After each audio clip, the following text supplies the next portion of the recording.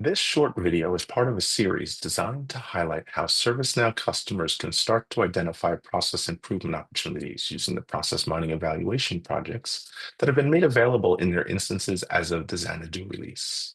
These focused projects are designed to give you a feel for the power and value of the solution if you were to fully unleash it in your organization across all the workflows and processes. In this session, we'll be looking at how to use process mining to identify potential AI agent or automation opportunities.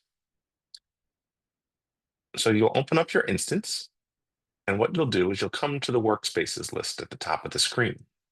You'll navigate and identify the process mining workspace and open that up. You'll immediately be presented with this page that has the different projects available to you.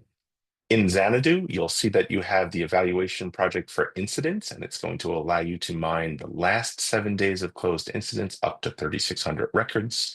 When you upgrade to Yokohama, you'll get an additional project for HR cases as well as customer services cases. Depending on your role in the organization, you may or may not see all these projects.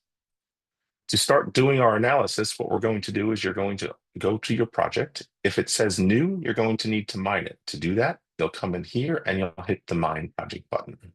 Once the project completes mining and says available, you'll open it up. Then you'll immediately be presented with a summary and insights page that's going to give you a ton of information about the data that you just mined. There'll be a separate video that'll go through all the different pieces of information on this screen, but just know there is a lot of power and opportunity on this summary and insights page. For our specific use case of identifying AI agent or automation opportunities, we're going to jump immediately to the analyst workbench.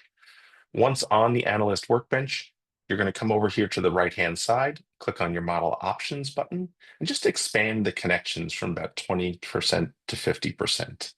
Now, on this specific process map for our incidents, we've added both the state transitions as well as the assignment group transitions. For our use case, we're just going to focus in on the state transition. So what you can do here is click on state, and it's going to narrow it down to the state, only the state transitions from new to assigned to in progress to awaiting caller.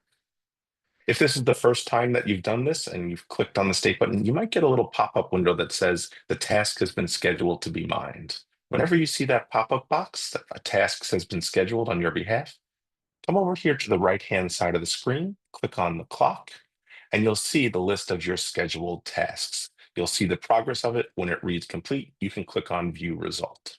In my case, I've already mined this, so it immediately jumped to that. Now that we've narrowed it down to just be looking at our states, let's get to the meat of the use case. Let's identify those automation opportunities. And one technique that allows us to identify agentic AI and automation opportunities is to look at the work that's taking longer than 2 minutes and less than 15 minutes to move from an in progress to a resolve state. Because if it's less than 2 minutes, you've already automated it.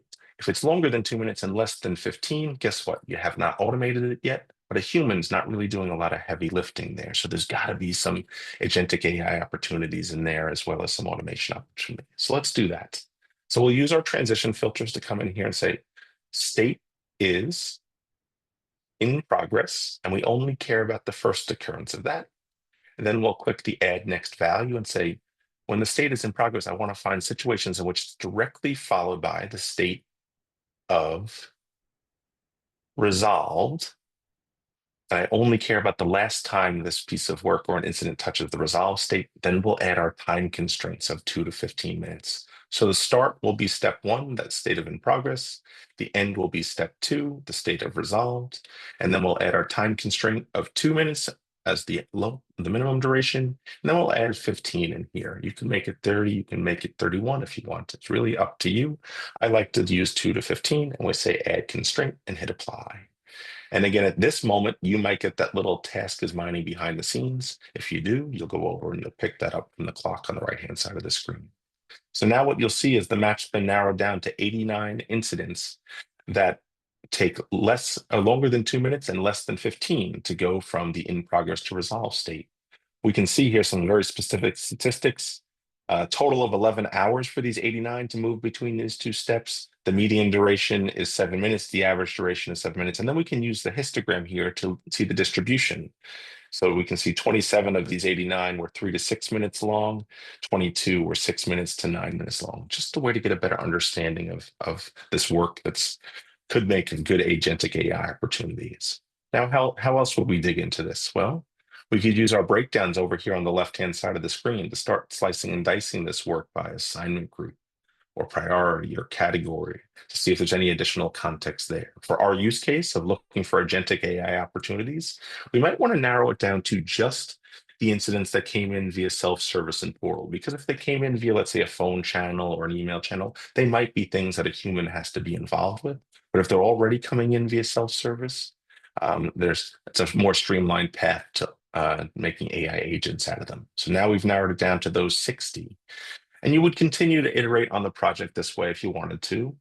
But at any point when you're ready, you always have the ability to drill down into the detailed records themselves. And now we can start looking at just these incidents that took longer than 2 and less than 15 minutes to make that transition or to be worked and start to see what those incidents are about and where there might be some ability to turn them into an AI agent to start removing some of this burden from the humans doing the work here.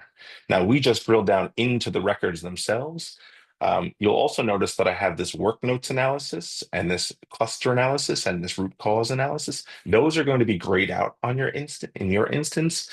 But when you fully unlock the power of process mining for your organization, these are tools that are going to help us streamline that path to finding out what actions we could take or what automations or agentic AI agents could we build here. So the work notes analysis allows us to harvest the unstructured data in the work notes and summarizes it for us to get some ideas about what to do next. The cluster analysis allows us to look at the short descriptions, the descriptions, to get some ideas around what we might want to do next. So a lot of power here. You don't have it all at your fingertips today. We're just giving you a little taste, but you can see how process mining can be used to help us find those agentic AI opportunities.